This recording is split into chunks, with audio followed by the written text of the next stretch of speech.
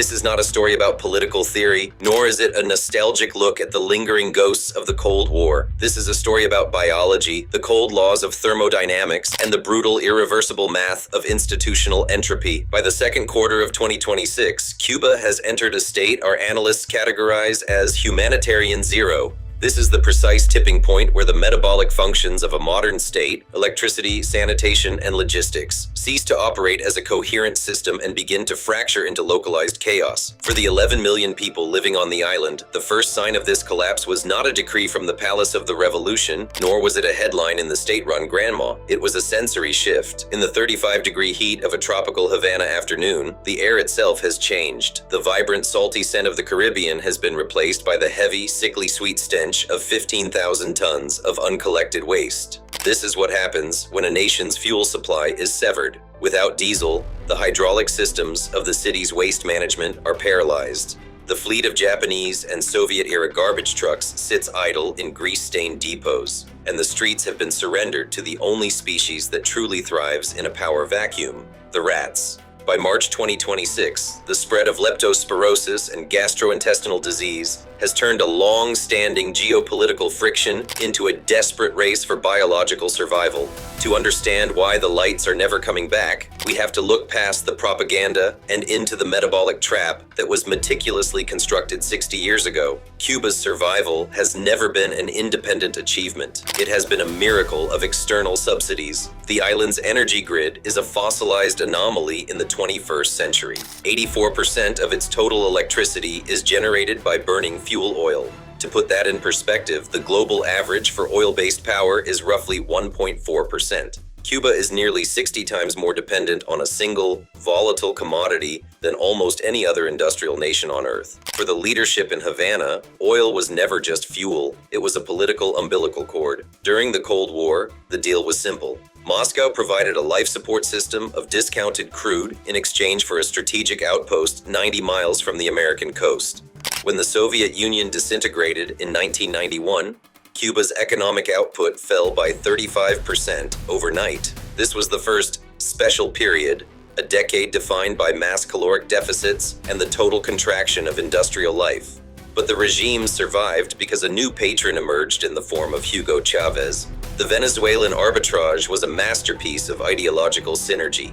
Oil for doctors, energy for intelligence. For 20 years, this trade sustained the island, but it also ensured that Cuba never had to modernize its grid or diversify its energy sources. It remained a metabolic addict in a world that was moving on. By the spring of 2026, the Venezuelan lifeline has not just thinned, it has been surgically severed. The crisis today is fundamentally more dangerous than the one in the 1990s because the geopolitical landscape offers no new patrons. The Trump administration's decision on January 3rd to seize 7 massive oil tankers bound for Havana was the final clinical incision. This was not a mere sanction, it was a maritime blockade that effectively paralyzed the island's primary artery. With Maduro captured and Venezuela's own oil infrastructure in a state of terminal, mismanaged rot, Cuba's energy deficit has shifted from a chronic illness to a fatal trauma. In a desperate attempt to save the grid, the government has tried to ramp up domestic production along the northern coast, but there is a technical nightmare lurking in the geology. The oil Cuba extracts is heavy crude. It is thick, sludge-like, and dangerously rich in sulfur. To process this oil, you need highly specialized modern refineries. Cuba's refineries, like the Nico Lopez in Havana or the aging plants in Matanzas, were never designed for this specific chemical profile. The sulfur is literally eating the machinery from the inside out, corroding the high-pressure pipes and causing catastrophic hardware failures that plunge entire provinces into the void for days at a time. Every attempt the state makes to fix the grid with its own resources only accelerates its physical destruction. This is the subsidized decay, a phenomenon where a central planning model turns every economic decision into a high-stakes political gamble. For decades, the Cuban state fixed electricity prices far below their real market value to maintain a facade of social peace. But the laws of physics do not care about political stability. The money that should have been used for maintenance, for spare parts, and for modernizing the massive thermal boilers was instead diverted into keeping the lights cheap until the day the lights simply couldn't turn on at all. In 2026, companies in Cuba still respond to state-mandated targets rather than market signals. When the oil disappears, the The state-owned companies do not innovate, they wait for instructions. And in a blackout, instructions don't travel very far. This has created a secondary collapse in the food supply chain. Without fuel for transportation, the produce grown in the rural provinces cannot reach the hungry urban centers. It rots in the fields, creating a paradoxical reality where a fertile island is haunted by the threat of famine simply because the logistics of movement have ceased to exist. As the stench in Havana worsens and the rats multiply in the dark, the humanitarian reality is being used by Washington as the primary lever for what is known in diplomatic circles as regime acceleration. The strategy of the maximum pressure campaign in 2026 is cold and calculated. It is the belief that a population's threshold for misery can be harnessed as a political weapon. By blocking every drop of fuel, the U.S. is not just targeting the Communist Party leadership. It is targeting the psychological loyalty of the Cuban military, known as the MINFAR. The military in Cuba is not just a defense force, it is a corporate conglomerate operating through the holding company, GAESA.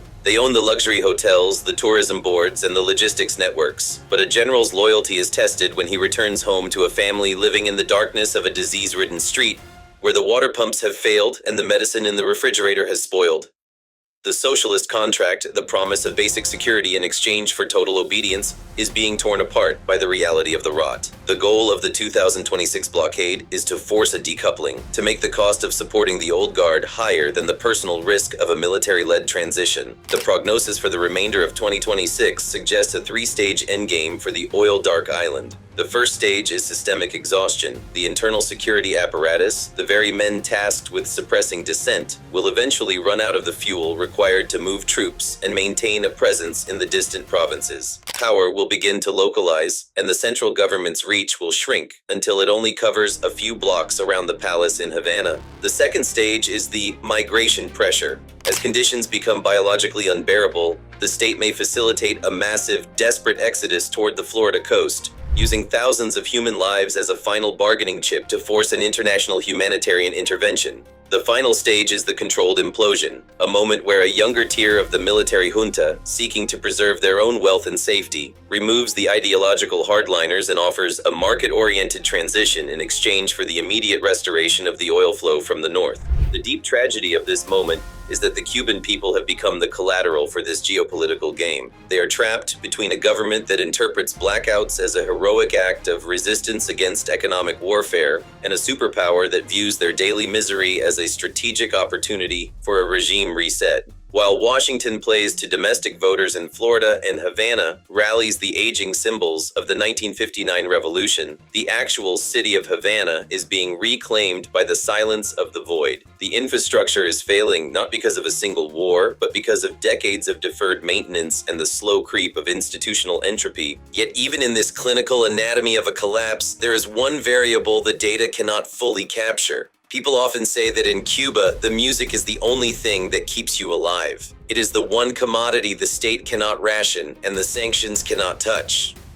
In the darkest nights of the 2026 blackouts, when the hum of the city has died and the only light comes from a few guttering candles, you can still hear the rhythm of a sun or the faint haunting melody of a bolero drifting from a balcony. It is a sonic resistance, a defiant vibration of the human spirit against the total silence of the grid. The people gather on the Malecon, not to protest, but to sing into the darkness, using the rhythm of the claves to mark the time until the sun rises. But even the most resilient spirit has a biological limit. You can live without a vote and you can live with the memory of a dream, but it is nearly impossible for a society to function when it is surrendered to the decay of its own streets. In 2026, the lights are off, the lifelines are gone, and for the first time in 60 years, the music is starting to fade. The revolution is no longer a story of hope, it has become a lesson in the physics of the void.